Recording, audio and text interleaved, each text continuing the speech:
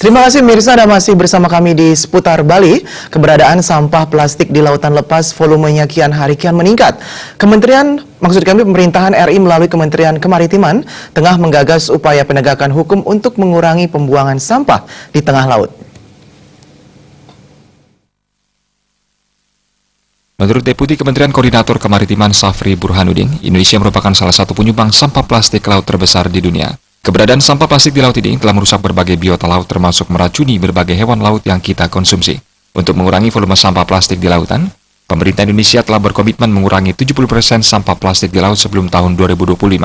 Sumber terbesar pembuangan sampah plastik di tengah laut berasal dari darat karena sampah di darat tidak dikelola dengan baik sehingga terbuang dan mencemari laut.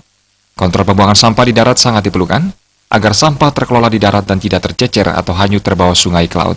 Peran pemerintah daerah sangat besar untuk mengendalikan sampah di darat ini, agar tidak mencemari laut sehingga target mengurangi sampah plastik di laut sebesar 80% oleh pemerintah pusat bisa lebih mudah terwujud. Untuk menimbulkan efek jerah, penegakan hukum di bidang ini akan dilakukan.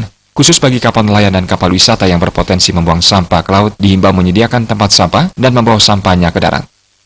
Yang ketiga adalah mengurangi sampah yang ada di laut, terutama dari kapal-kapal. Nah, itu ada dibuatkan regulasinya.